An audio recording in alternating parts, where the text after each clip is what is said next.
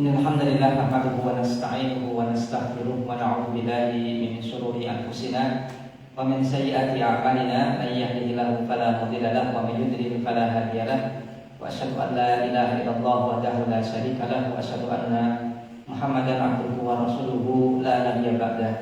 Allahumma shalli wa sallim wa barik ala nabiyyina Muhammadin wa ala alihi wa sahbihi wa man tabi'ahum bi ihsanin ila yaumiddin, amma ba'd.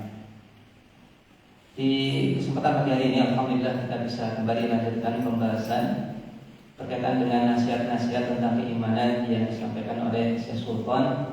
Kita akan masuk pada halaman 22, pembahasan tentang wafil khafai sururun, dan terdapat surur kebahagiaan fil khafa dalam sikap tidak suka terkenal. Khafa itu artinya ketersembunyian, yaitu maksudnya adalah tidak menonjol, tidak terkenal. Fi nadharatin daqiqatin wal jumhur haula. Dalam sekejap pandangan, kemudian tiba-tiba banyak orang yang ada di sekeliling Anda, memperhatikan dan mendengarkan Anda. Qad tatasallalu laka khawatirus sa'adah. Dan kadang-kadang menyelinap pada diri Anda khawatir, ya, pikiran-pikiran dan perasaan-perasaan as-sa'adah, gembira dan senang dengan hal tersebut. Wa tukhbiru fu'aduka, dan hati Anda memberitahu kepada Anda bi annaka fi tariqin, bahwasanya Anda berada di suatu jalan kulluhu farhun wa sururun, yang di dalamnya terdapat semua kegembiraan dan kebahagiaan. Maka tidak sedikit di antara manusia yang kemudian suka terkenal, kemudian gembira dengan kemasyhuran. Walakin akan tetapi ta'dhan nufusul atqiya min at-ta'alluqi bidzalik. Akan tetapi jiwa-jiwa orang yang bertakwa ini tidak mau ataupun enggan at-ta'alluq bidzalik, untuk bergantung dengan hal tersebut. Tidak suka kemudian merasa gembira dengan keterkenalan.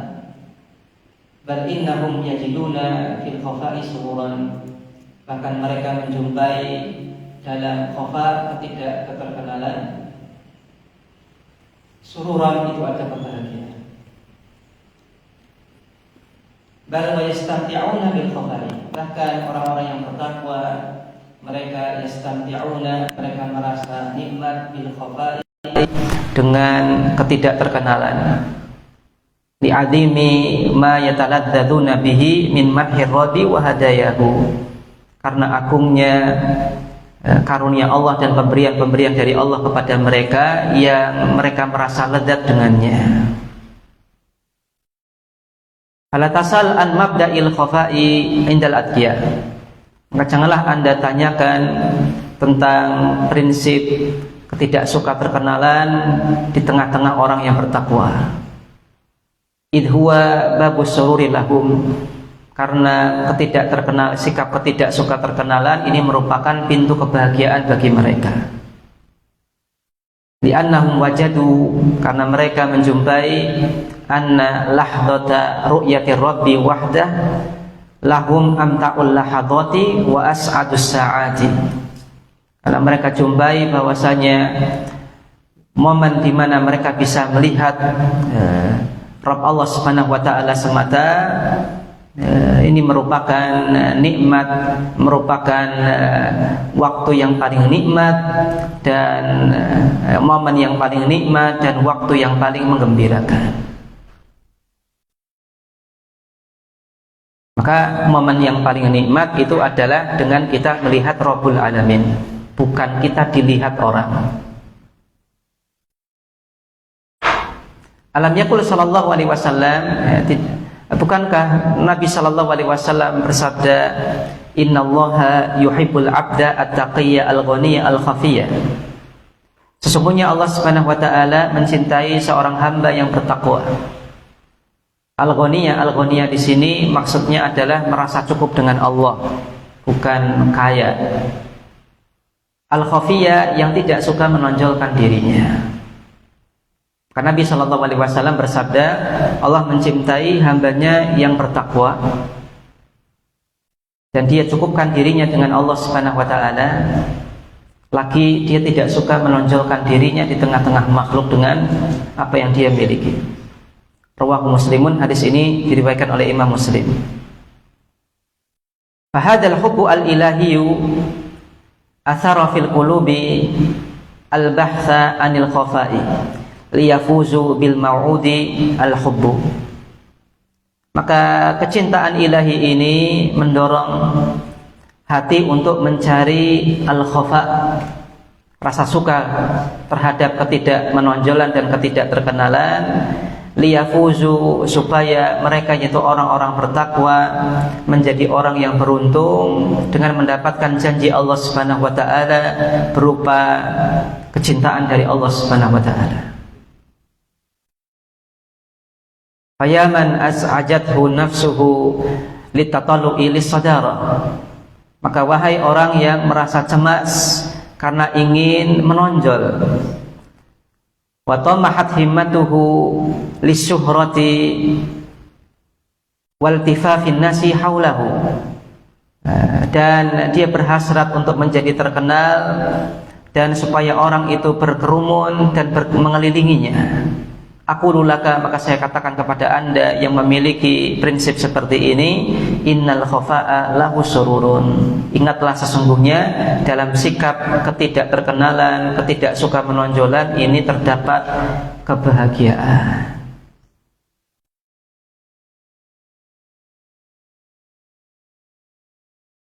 Kaum muslimin yang dirahmati oleh Allah Subhanahu wa taala, maka di antara yang kemudian menjadi teladan nyata bagi kita di antara ulama kita di zaman ini adalah sebagaimana yang terjadi pada Syekh Abdul Aziz bin Baz bin Abdillah bin Baz rahimahullah ta'ala, di mana beliau suatu ketika mengisi sebuah muhadharah, kemudian sang pembawa acara kemudian menyampaikan segenap jabatan-jabatan yang kemudian amanahkan kepada Syekh Abdul Aziz bin Baz, dan juga menyampaikan berbagai macam keutamaan dari Syekh Abdul Aziz bin Abdillah bin Baz rahimahullah ta'ala. Baru saja mau menyampaikan biografi Syekh Abdul Aziz bin Baz, maka Syekh Abdul Aziz bin Baz kemudian memotong ucapan dari sang pembawa acara. Cukup sudah, tidak usah dilanjutkan. Beliau katakan kurang lebih demikian.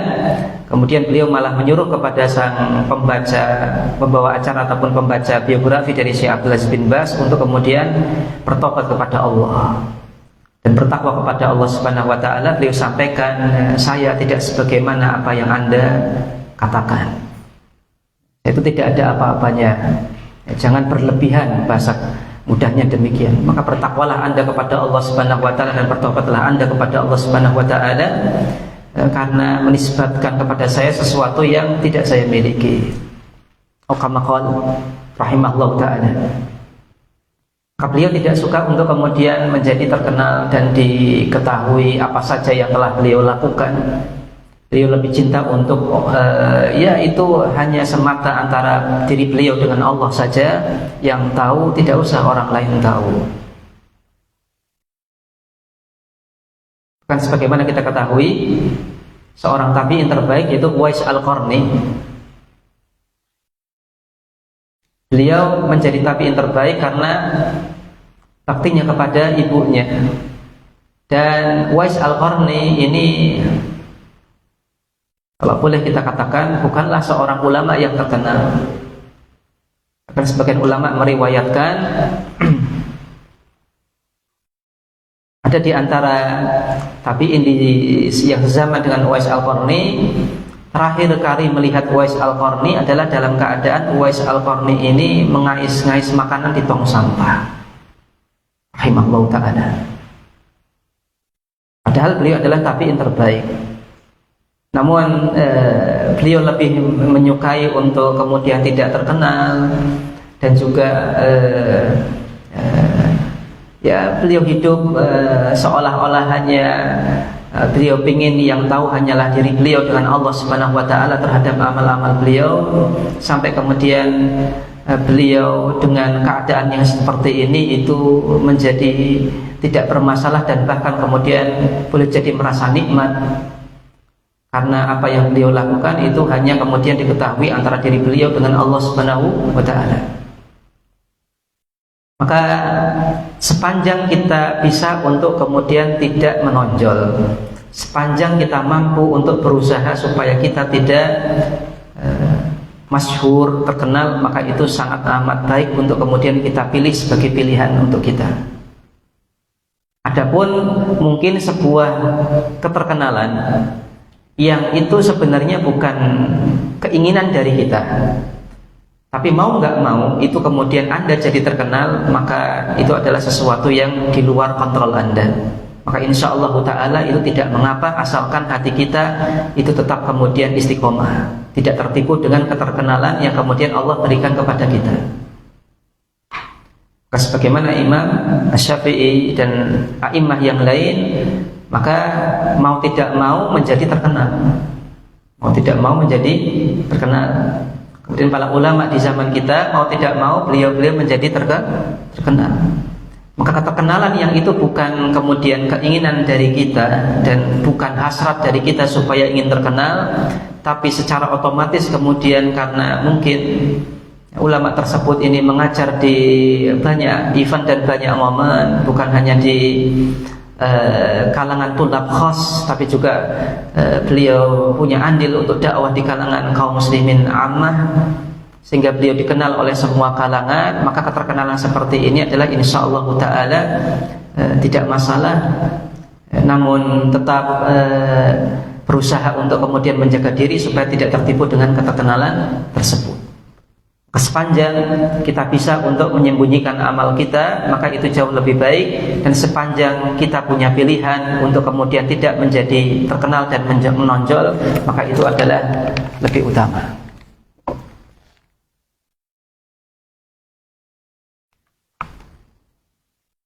Kemudian berikutnya adalah pembahasan tentang wahalil qalbu yasjudu.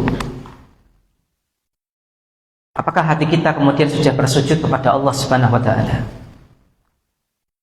Ra'aitu manadiron nas. Saya melihat pemandangan banyak manusia. Wahum sujudun. Mereka dalam keadaan bersujud. Fakultu fi nafsi. Kemudian saya tanyakan kepada diri saya sendiri, innahu sujudul badani. Itu adalah sujud badan. Badan yang bersujud. Walakin hal fuzna bisujudil qalbi. Akan tetapi sudahkah kita mendapatkan keberuntungan dengan kita bisa sujud dengan hati kita? Kama faza bihi as-salaful abrar, sebagaimana para salaf yang mereka adalah orang-orang terbaik itu beruntung dan selamat dengan sujud dengan hati mereka. Fa idza kanatis sholatu fiha arkanun, maka apabila dalam salat dia memiliki rukun, wa min dimniha as-sujudu, dan di antara rukun salat itu adalah sujud. Wa hadza sujud lahu arkanul a'dha'is sab'ati, dan sujud tersebut itu juga memiliki rukun berupa 7 anggota badan yang harus kita tempelkan ke tempat sujud ketika kita bersujud kepada Allah Subhanahu wa taala. Yaitu yang pertama dahi dan hidung, kemudian 2 telapak tangan, kedua lutut, dan juga kedua ujung telapak kaki. Maka ada 7 anggota badan yang harus kita tempelkan ke tempat sujud ketika kita sujud. Maka dahi dan hidung itu kita hitung 1, kemudian kedua telapak tangan kita hitung 2, maka 3, kedua lutut 2, 5, kemudian kedua ujung telapak kaki 2, 7. Maka tidak boleh di antara ke-7 anggota badan kita ini ada yang ngambang, tidak nempel ketika kita bersujud. Harus nempel semua. Falya'lam atau falyu'lam, maka hendaklah juga diketahui anna hunaka sujudul qalbi. Di sana terdapat sujud yang namanya sujudnya hati. Yang hendaknya seseorang itu juga hadirkan dan miliki ketika dia bersujud kepada Allah Subhanahu wa taala. Maka sujud hatilah itu yang kemudian dinamakan sebagai khusyuk dalam sholat ketika hamba bersujud. Maka sebagaimana yang kita ketahui, khusyuk itu ada dua jenis, khusyuk abdan dan khusyuk batin. Khusyuknya badan ketika sholat, yaitu dengan kita lakukan gerakan-gerakan sholat sebagaimana yang diajarkan oleh Nabi SAW dengan tenang dan tumaknina, maka itu adalah khusyuk badan. Namun perlu juga kita perhatikan tentang khusyuk batin, yaitu tunduknya hati kita kepada Allah Subhanahu wa taala ketika kita berdiri bermunajat kepada Allah Subhanahu wa taala dalam salat kita, atau ruku atau sujud yang kita lakukan dalam salat kita. Sudahkah kita kemudian khusyuk hati? Dan di antara keistimewaan dari sujudnya hati kita kepada Allah Subhanahu wa taala adalah yang pertama, annahu tawilul mada wa laisa lahu zamanun muayyanun. Sesungguhnya sujudnya hati itu waktunya panjang, tidak terbatas. Wa laisa lahu zamanun muayyanun, dia tidak terbatas oleh waktu tertentu.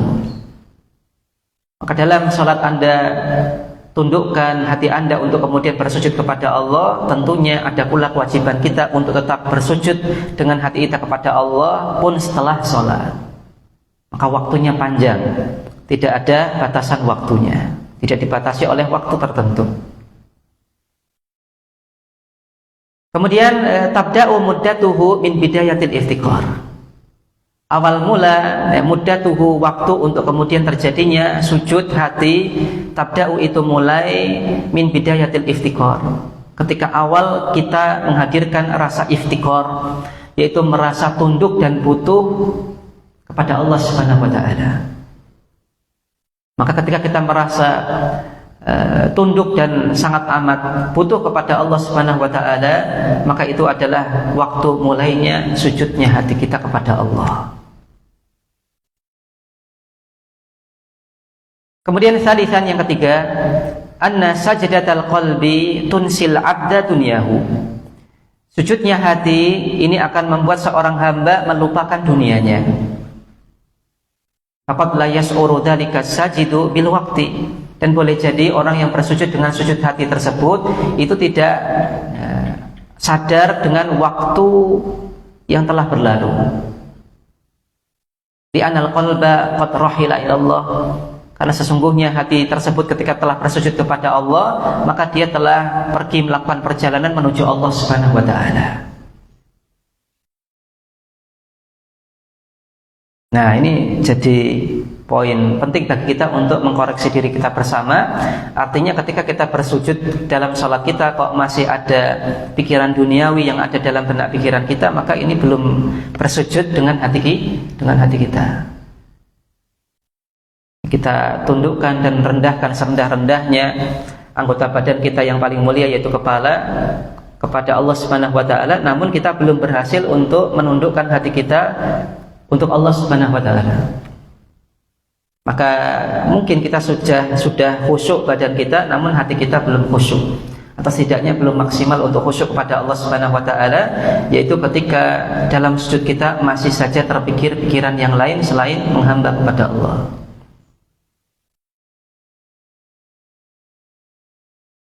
Maka inilah kemudian yang disinggung oleh Syekh Sultan di sini.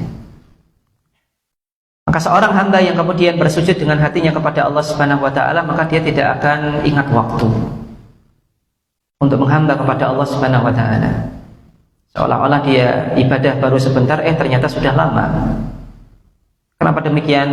Karena hati ini sudah terikat dan terpaut dengan Allah Subhanahu wa taala, sehingga segala sesuatu selain Allah itu dia menjadi lupa.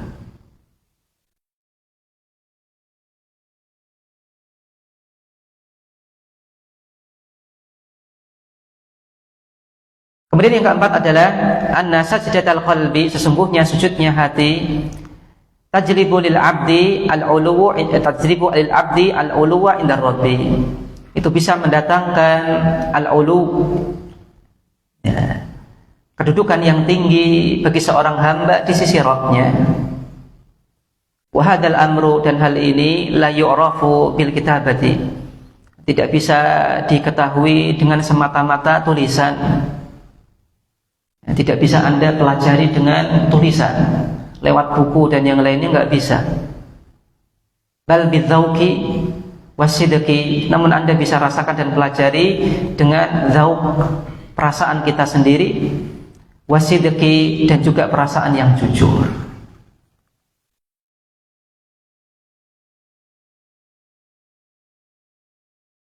Kemudian yang kelima, annaha tamnahu al-qalba surural qurbi minar rabbi. Sujudnya hati kepada Allah Subhanahu wa taala ini bisa memberikan hati rasa gembira dengan dekat kepada Rabbul Alamin. Bagaimana yang Allah Subhanahu wa taala firmankan dalam Al-Qur'an, wasjud waqtarib, dan hendaklah engkau bersujud dan semakin dekatlah kepada Allah Subhanahu wa taala. Maka ini adalah rahasia ubudiyah, yaitu semakin tinggi kadar penghambaan seorang hamba kepada Allah Subhanahu wa taala, maka semakin dekatlah dia kepada Rabbul Alamin. Namun semakin jauh dia dari makna penghambaan kepada Rabbul Alamin, maka akan semakin jauh pula dia kepada Rabbul Bariyah.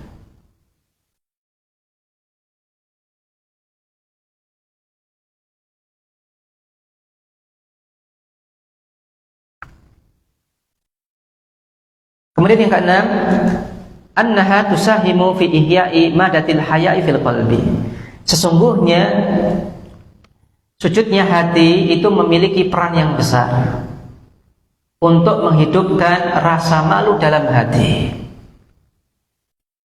Iz anna hayatal qalbi, karena kehidupan hati ala qadri quwwati haya'ihi, adalah sebanding dengan kekuatan rasa malu yang ada pada hatinya. Wahayauhu, dan kadar malunya itu sebanding dengan hidupnya hatinya. Maka saling berkaitan, tidak terlepas. Dengan kita khusyuk menghamba kepada Allah Subhanahu wa taala, seiring dengan itu semakin tinggi rasa malu kita kepada Allah Subhanahu wa taala. Dan semakin tinggi rasa malu kita kepada Allah Subhanahu wa taala, kita akan semakin khusyuk kepada Allah Subhanahu wa taala. Terus seperti itu.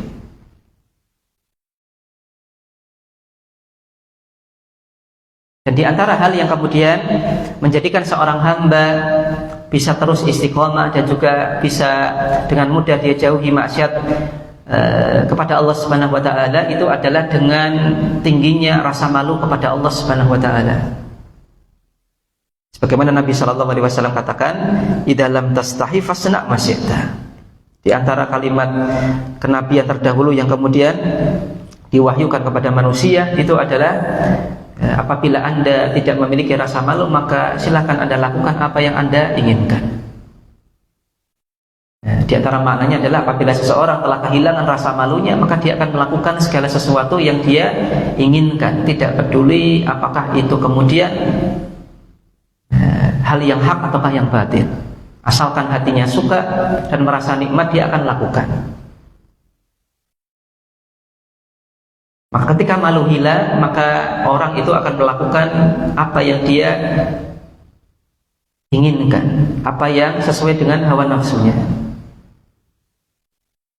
Dia tidak peduli terhadap nasihat orang lain, tidak peduli kepada apa yang Allah Subhanahu wa taala perintahkan kepadanya dan apa yang Allah larang kepadanya. Asalkan dia suka, bahagia, menurut dia lakukan.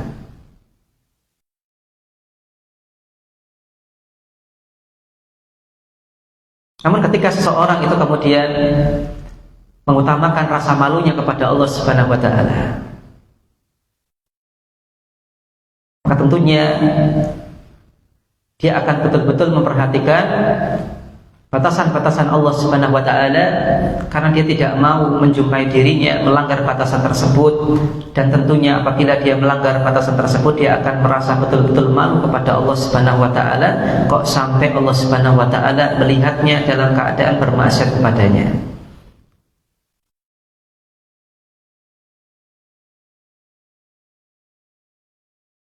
Kemudian yang ketujuh, wasajdatul qalbi idza turinat bidumu'i.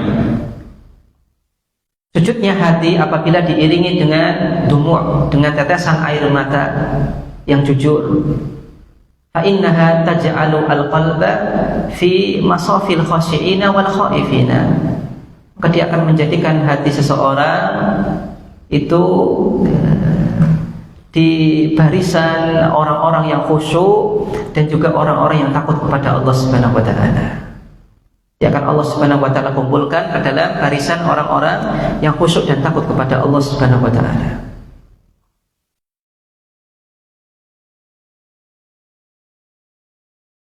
Kemudian yang kedelapan,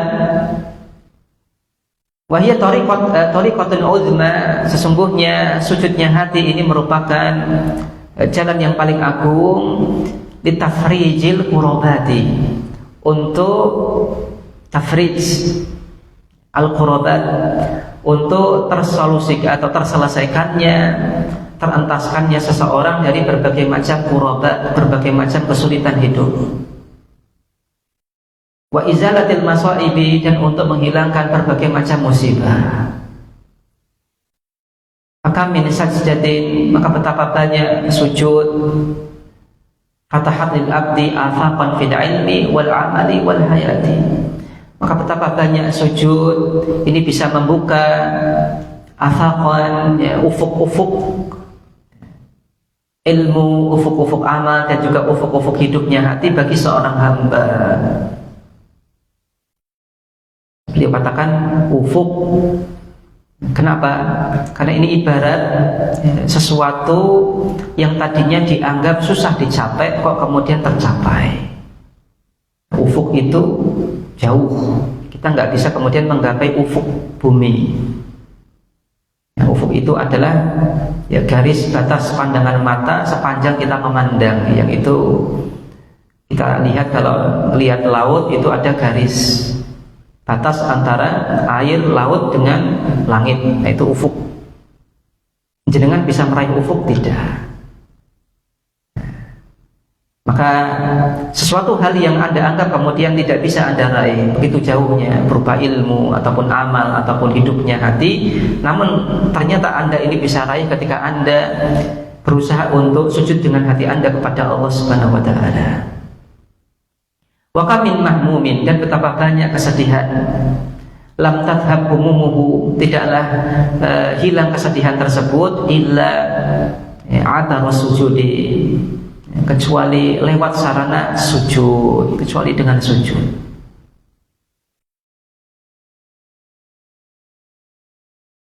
Ya, maka betul apa yang dikatakan oleh Nabi sallallahu alaihi wasallam, dijadikan indah pandangan mataku dalam sholat. Ju'ilat qurratu aini fis sholat, atau kama qala sallallahu alaihi wasallam, dijadikan sejuk pandangan mataku di dalam sholat. Maka beliau jadikan sholat ini sebagai solusi untuk berbagai permasalahan hidup. Maka ketika Anda mengalami berbagai macam problem kehidupan, entah apapun itu, maka hendaknya Anda adukan kepada Allah Subhanahu wa taala dalam salat Anda, dalam sujud Anda, dalam doa Anda yang Anda lakukan setelah salat. Tidak kemudian kita lampiaskan ke dalam hal-hal yang justru menjauhkan kita dari Allah Subhanahu wa taala. Kemudian yang kesembilan, wasajdatul qalbi tamnahuhu libasad dhulli wal faqri alladaini huma a'dhamu ma yattasiful 'abdu ma'a rabbih azza wa jalla.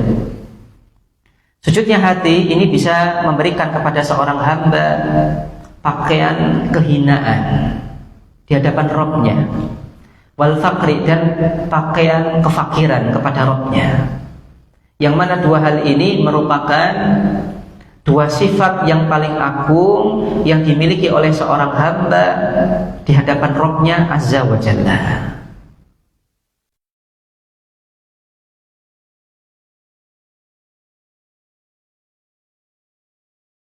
Ya, karena dalam makna ibadah, sebagaimana yang kita ketahui, di antara kandungan makna ibadah itu adalah adul wal faqr. rasa hina di hadapan Allah Subhanahu wa taala, sehina-hinanya, dan juga rasa fakar, yaitu sangat butuh kepada Allah Subhanahu wa taala. Bahkan Bapak dan Ibu sekalian, kaum muslim dan muslimah, kebutuhan kita kepada Allah Subhanahu wa taala itu adalah kebutuhan 100%. Tidak bisa kita terlepas dari Allah Subhanahu wa taala sekejap pun.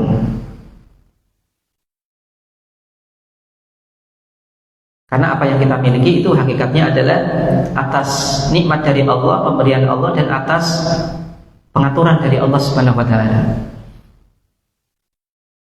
Kalau kemudian sekejap saja Allah Subhanahu wa taala tidak mengurusi kita, nah kita sudah binasa semua. Makhluk Allah akan binasa. Sebentar saja Allah tidak mengurusi makhluknya, makhluk akan binasa.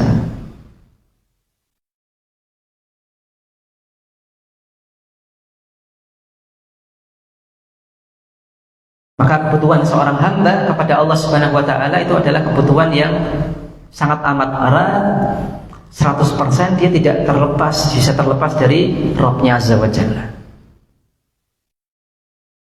Maka Ad-Dhul dan Al-Faqr itu merupakan di antara makna yang dominan dalam makna ibadah. Maka ketika dalam ibadah yang kita persembahkan kepada Allah, kita bisa kemudian menghadirkan begitu hinanya kita di hadapan Allah dan rasa begitu butuhnya kita kepada Allah Subhanahu wa taala, maka ini adalah suatu hal yang menunjukkan bahwasanya penghambaan tersebut itu adalah penghambaan sejati di hadapan Allah Subhanahu wa taala. Namun ketika beribadah kepada Allah Subhanahu wa taala, masih saja ada rasa sombong. Entah ketika beribadah atau selepas ibadah, masih saja kita merasa kita menggantungkan diri kita dengan apa yang kita miliki. Kekuatan kita, kecerdasan kita, harta kita. Entah ketika beribadah ataupun selepas ibadah, maka kita bisa kemudian ketahui ibadah yang seperti ini bukanlah merupakan ibadah yang diinginkan oleh Allah Subhanahu wa taala, dan kita belum sukses menghamba kepada Allah Subhanahu wa taala. Karena ibadah yang sejati, penghambaan yang sejati itu adalah mengandung makna adzul, penghinaan diri di hadapan Allah Subhanahu wa taala, dan al-faqr, yaitu perasaan betapa butuh kepada Allah Subhanahu wa taala. Maka itu adalah 9 keistimewaan dari sujud hati. Wamdhatun, wamdhah ini artinya sekilas info kalau dalam bahasa bebasnya. Ya, tanbih atau catatan tambahan. Qala ahadus salafi, salah seorang ulama salaf mengatakan, idza mitta man yusalli anka. Renungkan, jika Anda telah meninggal, siapakah yang bisa menggantikan Anda sholat? Wa aqulu, dan saya katakan, itu penulis, idza mitta man yasjudu anka. Jika Anda telah meninggal, siapa yang bisa menggantikan Anda untuk bersujud kepada Allah? Waman yatadawwaku asrara sujudi anka, dan siapakah yang nanti akan menggantikan Anda untuk merasakan asrar as-sujud, kebahagiaan dari rahasia dari sujud tersebut? Jawabannya nggak ada. Tidak ada yang bisa menggantikan Anda setelah Anda meninggal untuk kemudian tetap sholat, dan tidak ada yang bisa menggantikan Anda untuk bersujud kepada Allah ketika Anda meninggal. Tidak ada badal, nggak ada yang bisa menggantikan, nggak ada yang bisa mewakilkan. Lalu bagaimana sikap yang tepat dalam masalah ini? Maka momen hidup kita di dunia manfaatkan sebaik mungkin untuk kemudian kita bersujud dengan badan kita dan bersujud dengan hati kita kepada Allah Subhanahu wa taala. Karena itulah yang kemudian bermanfaat bagi kita. Adapun setelah kita mati, kita nggak bisa bersujud lagi, dan nggak ada yang bisa kemudian mewakilkan kita untuk kemudian tentang di muhibbil ibadah. Kritik, atap ini celaan terjemah bebasnya kritik. kritik untuk sebagian orang yang mencintai ibadah. Min ajmali ni'ami ar-rabbaniyati an takuna min muhibbil ibadah. Di antara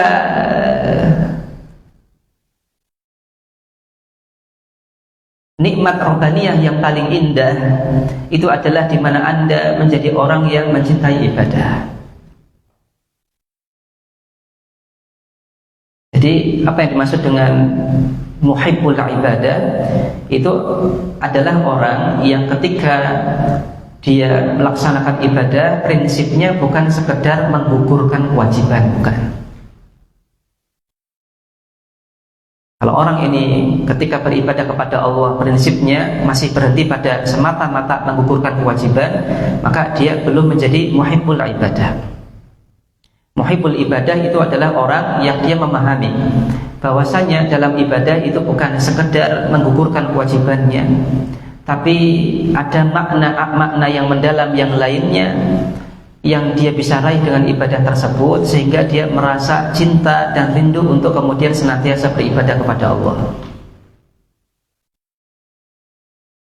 Di antara nikmat robbaniyah yang paling mulia dan paling indah itu adalah ketika Anda menjadi orang yang bisa mencintai ibadah.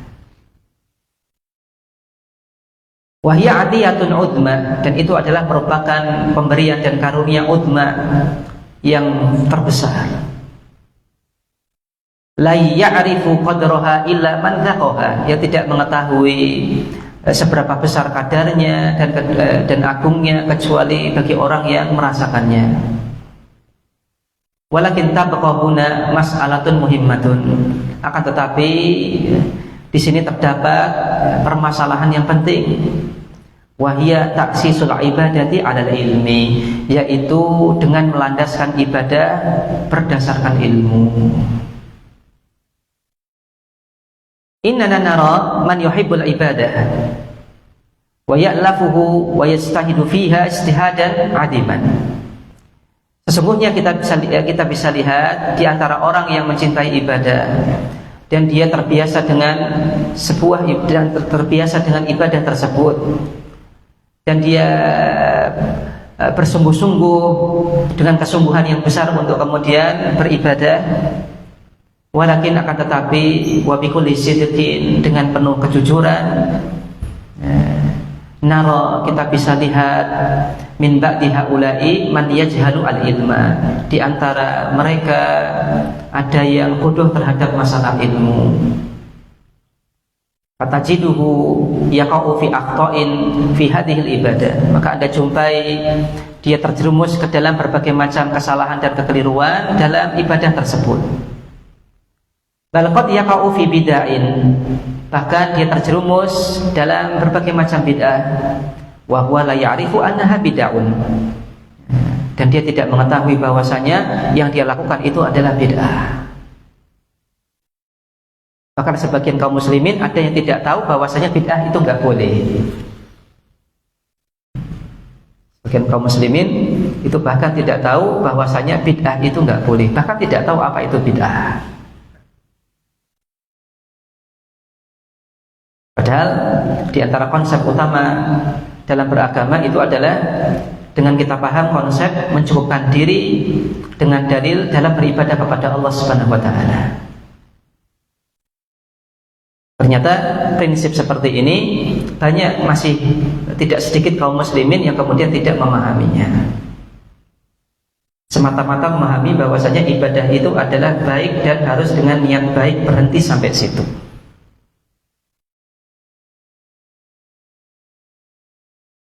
Sehingga saya pernah jumpai ada anak SMA yang kemudian ditegur oleh kawannya. Sang kawan mengatakan kalau membaca Quran itu ya harus dengan tajwid, dengan cara aturan baca yang benar. Ditegur seperti itu. Maka sang teman yang ditegur, yang penting niatnya apik kok. Yang penting maca Quran, Gusti Allah yang ngerti apa yang kita baca. Maka sekiranya ini menunjukkan kepada kita bahwasanya masih banyak di antara kita kaum muslimin yang menilai ibadah itu adalah sekedar dari sisi ini baik dan harus dengan niat baik, tanpa kemudian kita pahami bahwasanya ini pun harus dilakukan dengan cara yang baik dan benar pula, sesuai dengan apa yang diteladankan oleh Rasulullah SAW. Maka niat baik namun caranya tidak benar, maka ini pun tidak baik. Cara benar tapi tidak dilandasi dengan niat yang baik dan benar, ini pun tidak baik. Maka harus dua-duanya. Anda niat ikhlas karena Allah Subhanahu wa taala. Yang kedua adalah Anda ittiba kepada Rasulullah sallallahu alaihi wasallam, sehingga dengan dua hal inilah kemudian amal itu bisa naik ke hadapan Allah Subhanahu wa taala, diterima oleh Allah Subhanahu wa taala.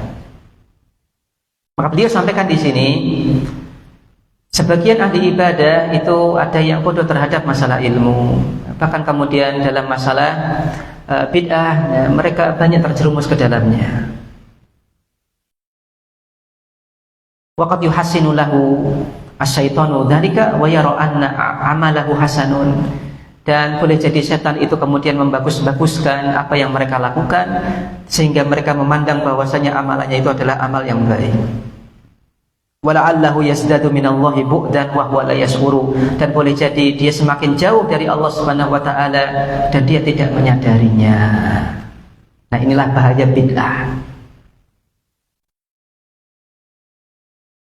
Orang itu menganggap dan menilai dirinya semakin dekat dengan Allah, hakikatnya dia semakin jauh.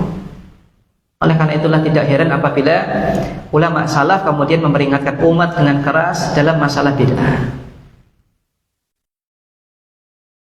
Dan begitu pula hal ini diteruskan oleh para ulama di zaman kita, para asatidz kita, para thalabul ilmi kita, untuk kemudian memperingatkan umat dari masalah bid'ah.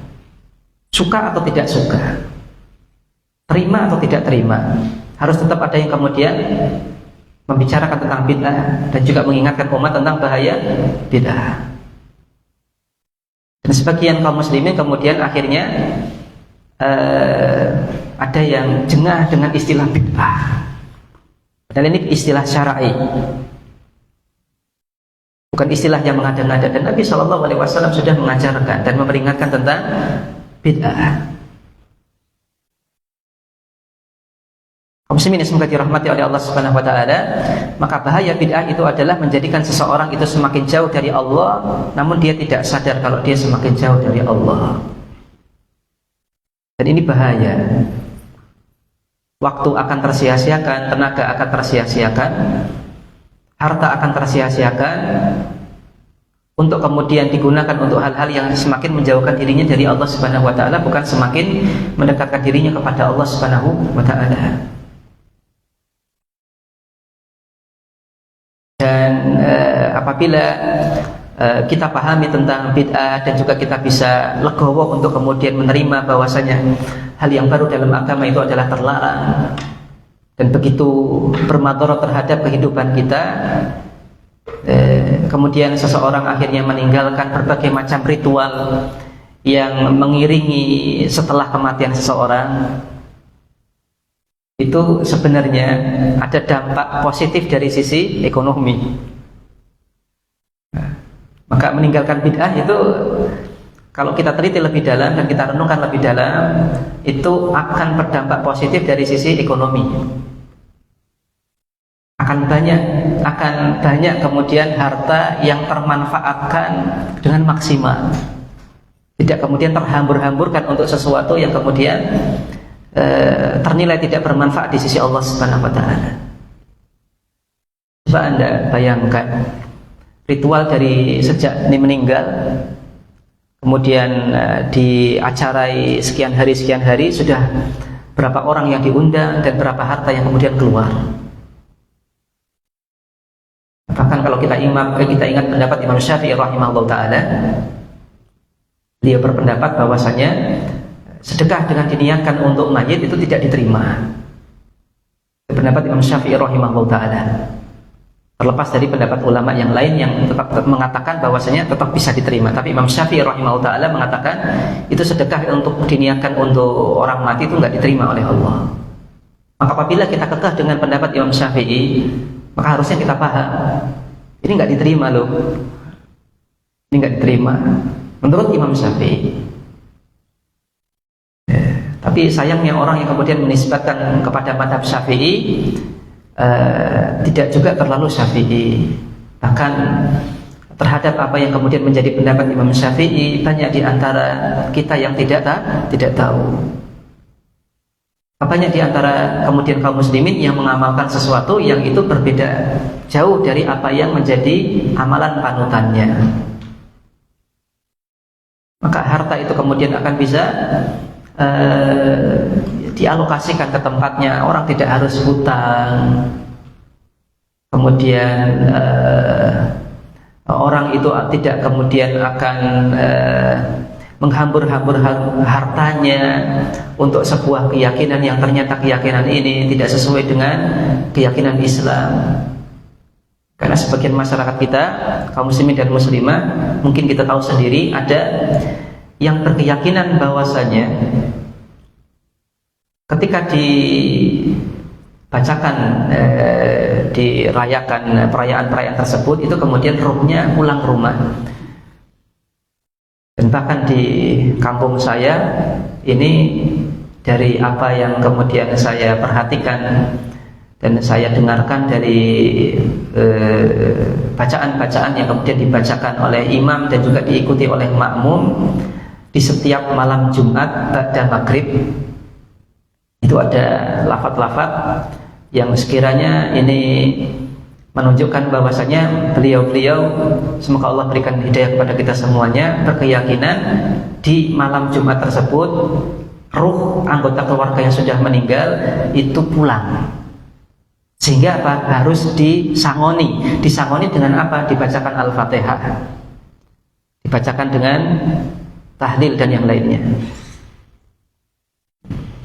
Bahkan saya pernah dengar sendiri di kalau saya namakan tembangan. Kalau orang bilang puji-pujian, kalau saya bilang tembangan. Di masjid itu dinyanyikan pujian-pujian dalam bahasa Jawa yang intinya di situ setiap malam Jumat ini anggota keluarga akan pulang, kemudian maka layaknya dibacakan Al-Fatihah ataupun ayat-ayat yang lain, intinya seperti itu. Yang ini tidak kami jumpai ketika tinggal dulu di tempat tinggal yang pertama. Kemudian kami pindah, ternyata di tempat tinggal kami yang baru ini masyarakatnya masih ada keyakinan demikian. Ini PR besar bagi kita. Tadinya kami tidak tahu. Setelah kami coba cermati apa sih sebenarnya kandungan dari apa yang dibaca, dari bacaan-bacaan yang dibaca oleh imam, setelah kami perhatikan betul, oh ternyata di antara isinya adalah itu. Dan dari tembangan-tembangan yang ditembangkan biasanya ketika sore hari pada asar, sore hari di waktu asar di hari Kamis, itu tembangannya adalah dengan isi yang seperti itu dalam bahasa Jawa. Akhirnya kami sadar, oh ternyata masih ada keyakinan demikian. Belum lagi nanti haul dan yang lainnya, keluar harta, keluar uang. Nah ini kalau seandainya dialokasikan untuk kemudian disedekahkan ke fakir miskin langsung, tidak usah diadakan acara seperti ini, tentunya malah ini lebih bermanfaat. Kaum muslimin dan muslimah rahimani wa rahimakumullah. Maka ini apa yang disampaikan oleh penulis, bahwasanya ada di antara mereka yang dengan semakin melakukan bid'ah, mereka ternyata lebih jauh dari semakin jauh dari Allah dalam keadaan mereka tidak sadar. Walidzalika ittafaqat kalimatus salaf ala wujubil idba'i lisunani. Oleh karena itulah statement ulama salaf itu sepakat tentang wajibnya beritiba kepada sunnah Nabi sallallahu alaihi wasallam. Wa adamil iktirari bi amalin illa ba'da aradihi ala mizani syar'i wa qanunil ilmi. Dan tidaklah tertipu dan tidaklah boleh tertipu dengan suatu amalan kecuali setelah diajukan kemudian ditimbang dengan timbangan syar'i dan juga dengan aturan-aturan hukum-hukum ilmiah. Artinya apa? Ditimbang dengan Al-Quran dan hadis Nabi Shallallahu Alaihi Wasallam. Qanunul ilmi, hukum ilmiah, tidak berdasarkan anggapan baik semata, tapi harus ditimbang secara ilmiah. Ini ada dalilnya dari Al-Quran ataupun hadis Nabi Shallallahu Alaihi Wasallam atau tidak.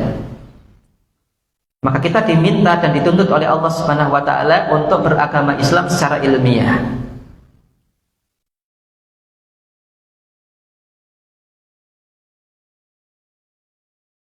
Yang ini kemudian seolah-olah serasa kemudian tertiadakan kewajiban kita untuk beragama Islam secara ilmiah oleh sebagian kalangan yang menyimpang. Di antaranya adalah sufi yang ekstrim. Betapa banyak cerita-cerita dari golongan sufi ekstrim yang membuat kita tercengang, ternganga, terpelongo-pelongo. Kok bisa ya seperti itu?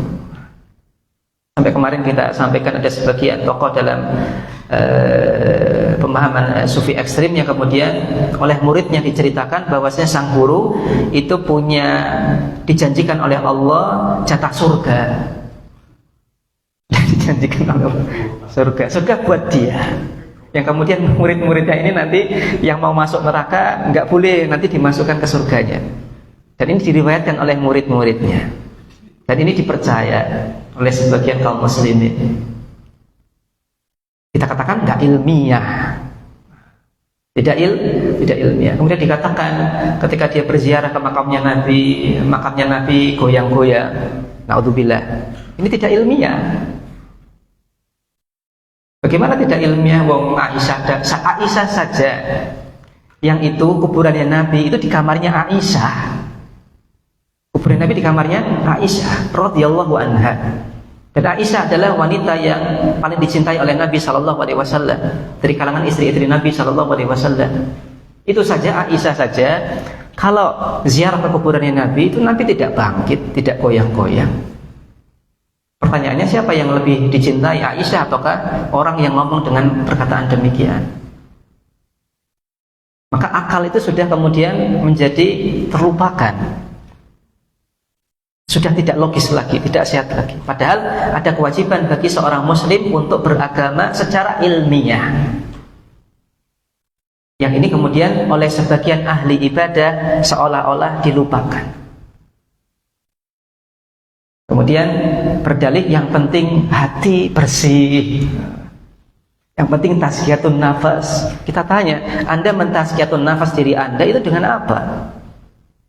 Harusnya seorang muslim mentazkiyatun nafas itu dengan dalil, dengan Al-Quran, dengan sunnah Nabi Shallallahu Alaihi Wasallam dalam hadis yang sahih, bukan dengan semata-mata anggapan dan cara yang Anda buat sendiri. Gak bisa. Harus dengan wahyu. Maka tidak mungkin hati ini yang merupakan ciptaan Allah Subhanahu Wa Taala tertazkiyah dan tersucikan kecuali dengan cara yang memang telah Allah ajarkan sendiri.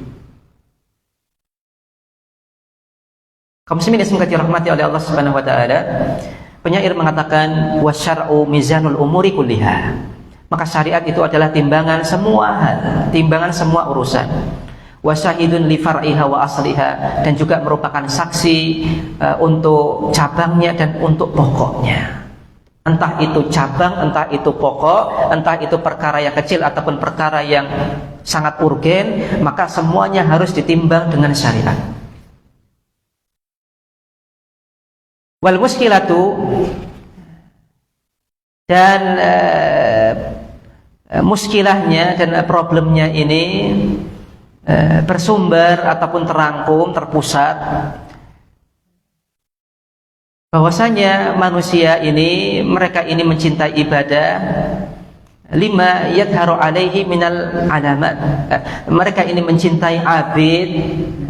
Yang jadi pokok utama masalahnya itu adalah orang-orang itu biasanya mencintai ahli ibadah dari tanda-tanda yang bisa nampak dari ahli ibadah tersebut. Dari ciri-ciri yang nampak saja. Dari pakaiannya, pakai sorban, baju putih, jidatnya belang, kakinya ngapal misalkan. kemudian jenggoten, nah, pakai jubah. Cuma dilihat dari tanda dohir saja. Nah, kalau kayak gitu ya antara Sunni dan Syi'i ya sama. Wah, Syiah ya ada yang jenggoten, kemudian pakai jubah, batuknya belang. Kalau cuma dilihat dari dohirnya saja ya nggak bisa. Nah, tapi sayangnya kaum muslimin kebanyakan itu mencintai ahli ibadah dengan dilihat dari ciri dohirnya saja. Kemudian sikap-sikap yang kemudian entah itu secara sengaja ataupun apa niatnya kemudian ditonjolkan dan ditunjukkan kepada umat, semisal sikap khusyuk, kemudian buka, nangis ketika berzikir, ketika Rasulullah datang, wazuhud, dan juga sikap zuhud yang dinampakkan.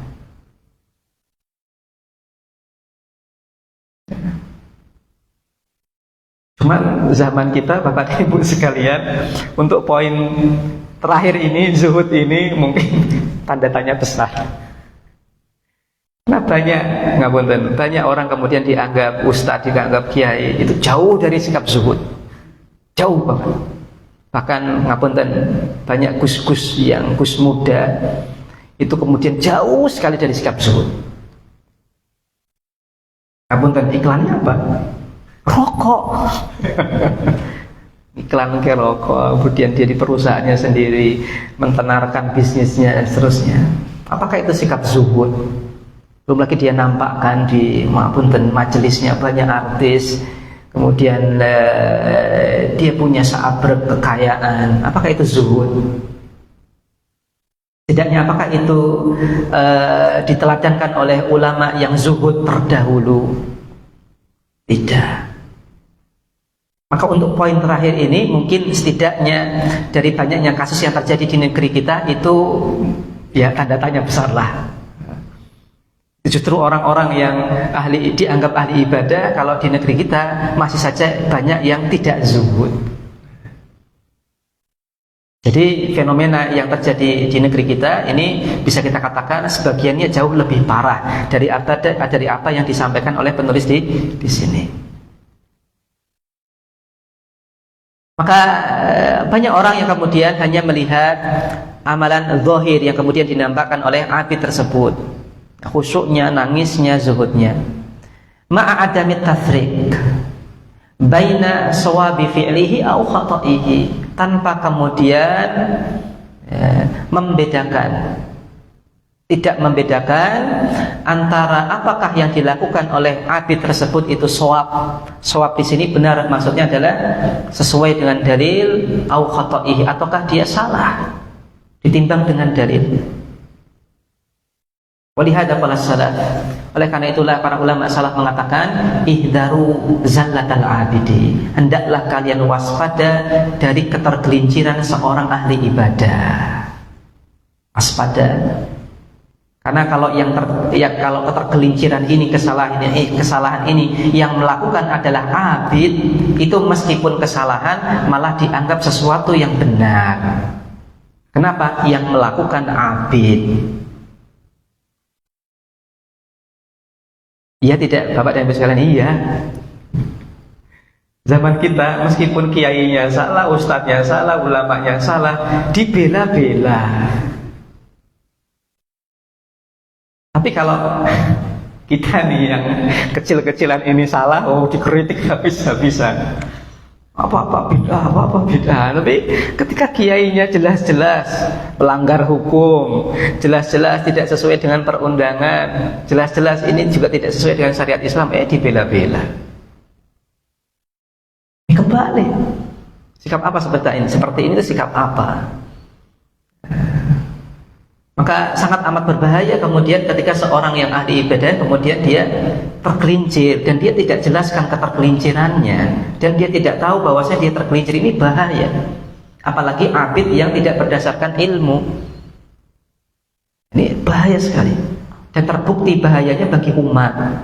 Kita bisa melek sekarang. Tidak usah kita kemudian datangi langsung tempatnya, tapi kita bisa lihat dari sosial media yang ada banyak info tentang hal ini dan kita bisa lihat bagaimana efeknya yang cukup negatif bagi umat. Umat tertipu. Bahkan sampai kemudian ini ada orang yang jelas-jelas penipu kemudian dimasukkan ke penjara sebagai penipu, masih ada yang bela. Aneh. Masih saja ada yang membela, masih ada yang melabeli Gus, padahal dukun, masih saja ada yang bela. Wa kam ra'ayna min ashkhasin, dan betapa banyak yang bisa kita lihat, banyak orang iftaru bi ba'dil ubad, mereka tertipu dengan sebagian ahli ibadah, wa qalladuhum, dan mereka taklid kepada mereka fi ibadatihim, dalam peribadahan mereka, sawa'an fil alfadhi au fil a'mali, baik dalam masalah alfa, ibadah yang berupa ibadah lisan atau ibadah yang berupa amalan badan yang lain. Walau ankarta ala haula'i, seandainya Anda ingkari mereka ini, laqalu laka, mereka akan berkata kepada Anda, walakin fulanun yaf'alu, tapi fulan itu yang ahli ibadah melakukan ini loh. Kiai wae ora masalah kok kowe masalah, ustaz wae ora masalah kok kowe masalah, wong ustaz ya ngono kuwi kok. Faya ajaban lahu, maka begitu mengherankannya mereka. Wahal fulanun huwal qudwa fima yaf'alu wa fima yatruk, apakah si fulan ini yang kalian jadikan dalil itu merupakan qudwah, teladan dari apa yang dia lakukan dan apa yang dia tinggalkan? Am annal qudwata huwa Rasulullah sallallahu alaihi wasallam wa huwa alladhi yuqbalu qawluhu wa fi'luhu biduni ikhtiradin, apakah yang menjadi qudwah sejati itu harusnya Rasulullah sallallahu alaihi wasallam, dan beliau adalah orang yang diterima perkataannya dan perbuatannya tanpa harus kemudian iktirad, diajukan untuk ditimbang. Siapa yang jadi qudwah? Ulama jenengan, ustadz jenengan, kiai jenengan, ataukah kemudian sabda Nabi sallallahu alaihi wasallam? Maka manusia itu bisa diterima dan ditolak perbuatan dan perkataannya kecuali Nabi sallallahu alaihi wasallam. Maka mutlak Nabi sallallahu alaihi wasallam itu adalah qudwah hasanah. Tidak usah ditimbang-timbang, tidak usah dipikir-pikirkan kemudian diteliti benar salahnya. Kalau masalah periwayatan hadisnya memang, tapi kemudian kita jumpai hadis yang sahih dari Nabi, kandungannya demikian. Kok kemudian Anda bertolak belakang dengan hadis yang sahih tersebut, maka harusnya yang Anda ambil adalah hadis sahih, bukan kemudian pendapat ulama, pendapat kiai, pendapat ustaz, atau bahkan pendapat yang bukan siapa-siapa.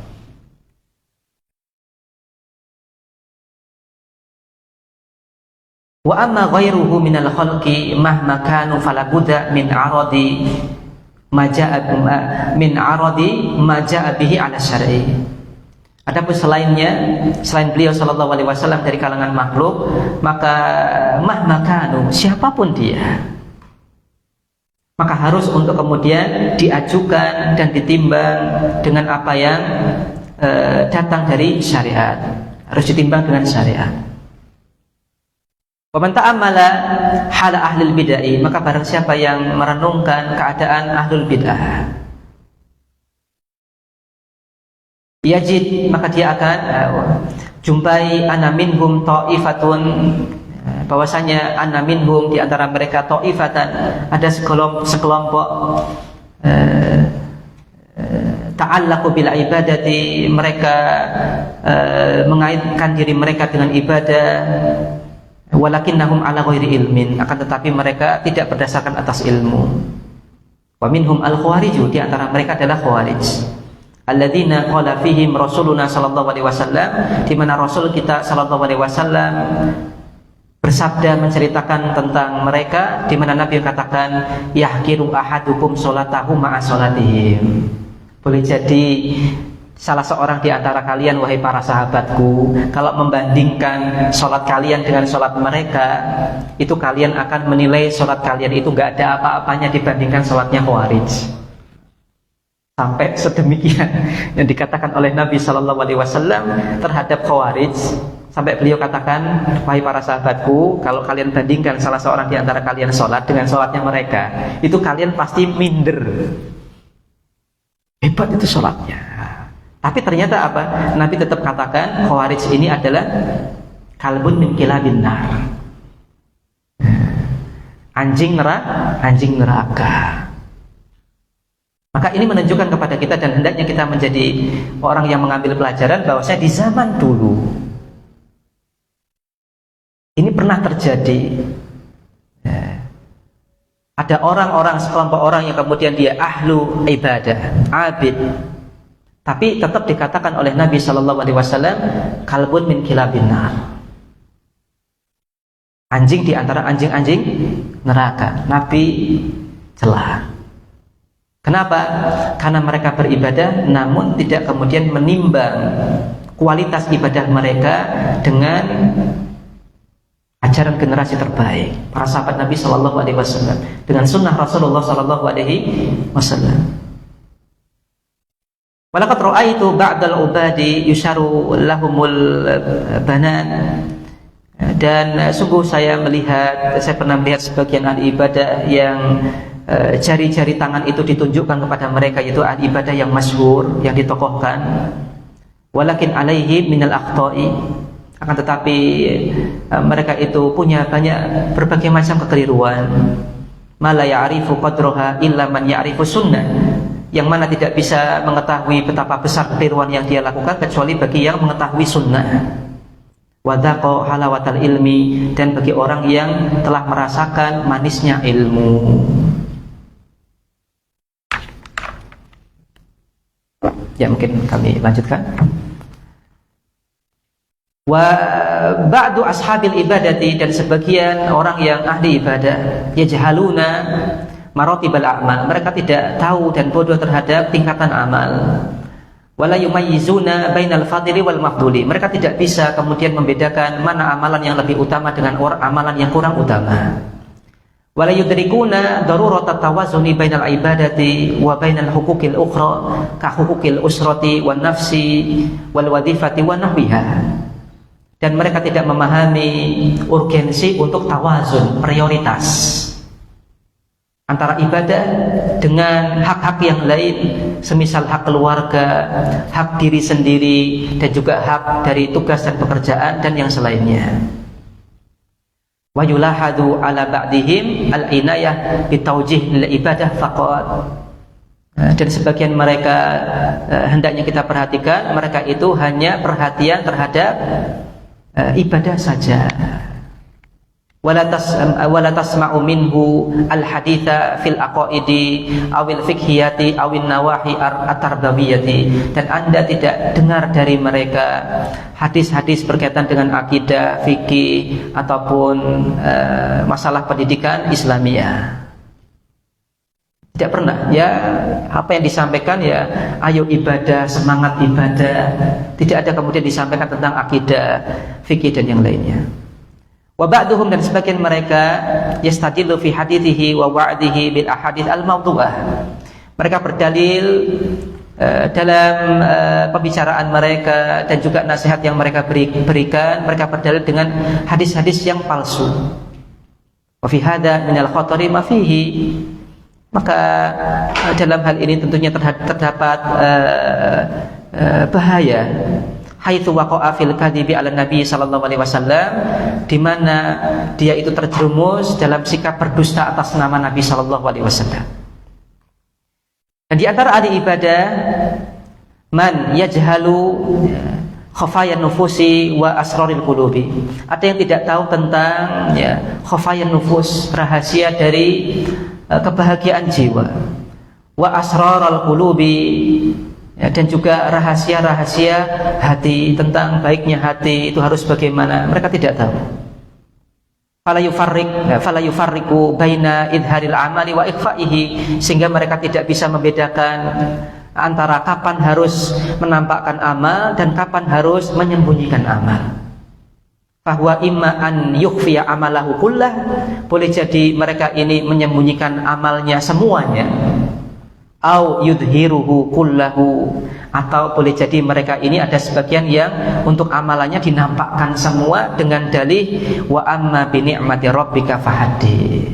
Adapun dengan nikmat-nikmat Rabbmu yang diberikan kepadamu, maka hadits sebutkanlah. Kemudian jadi dalil untuk menampakkan tadi amalan nikmat. Wa yajhalu dhawabital idhari awil ikhfai. Maka mereka ini bodoh dan tidak tahu bagaimanakah tolak ukur, kapan dia harus menampakkan amal dan kapan dia harus sembunyikan amal. Dan di antara mereka ada yang tersibukkan dengan ibadah daripada menuntut ilmu. Fahuwa qad yahtamu al-Qur'an fi usbu' au aqal. Maka boleh jadi di antara mereka ada yang menghafalkan Al-Qur'an dalam seminggu atau kurang dari seminggu. Akan tetapi lam yaqra' abadan fi nawaqidil Islam. Akan tetapi mereka tidak membaca sama sekali pembahasan tentang pembatal keislaman. Meskipun itu hanya daqaiq, sebentar, meskipun itu hanya beberapa detik, itu enggak baca. Wala ya'rifu absata qadaya at-taharah was-shalah. Dan juga tidak kalah parahnya, mereka tidak mengetahui fikih yang cukup sederhana dalam permasalahan taharah dan shalah. Mung yang digembar-gemborkan, ayo semangat ibadah, tanpa kemudian mengetahui ibadah yang baik bagaimana. Dan di antara mereka ada yang Anda lihat, mereka semangat sekali untuk ibadah. Akan tetapi mereka ini tidak mengingkari yang mungkar dan tidak mengajak kepada yang ma'ruf. Maka yang dominan pada diri mereka adalah kecintaan pada ibadah, daripada kecintaan mereka untuk kemudian dakwah, dan juga kecintaan mereka untuk inkarul mungkar. Wala syakka anna hadza khata'un kabir, dan tidak diragukan lagi bahwasanya ini adalah kekeliruan yang besar. Jarrahu alaihi, yang menyebabkan hal ini adalah al-ghaflah 'anil ilmi, sikap lalai dari menuntut ilmu. Wala alla al-khawatir haula'il ubad tatulu, dan boleh jadi kekhawatiran kita terhadap ahli-ahli ibadah itu ya semakin parah, semakin meningkat dan semakin panjang urusannya. Walakin la'alla majara bihi al-qalam yughni an kulli ma yaduru fil qalbi. Akan tetapi apa yang kami tuliskan di sini dengan pena ini itu sudah cukup dari segala sesuatu yang ini ada dalam hati kami. Wa taufiq biyadillahi al-aliyyil a'la, dan taufik itu adalah semata-mata di tangan zat yang maha tinggi, yaitu Allah Subhanahu wa ta'ala. Demikian yang kita bahas pada kesempatan pagi hari ini. Wassallallahu ala nabiyina Muhammadin wa ala alihi wa sahbihi wasallam. Subhanakallahumma wa bihamdik asyhadu an la ilaha illa anta astaghfiruka wa atubu ilaik.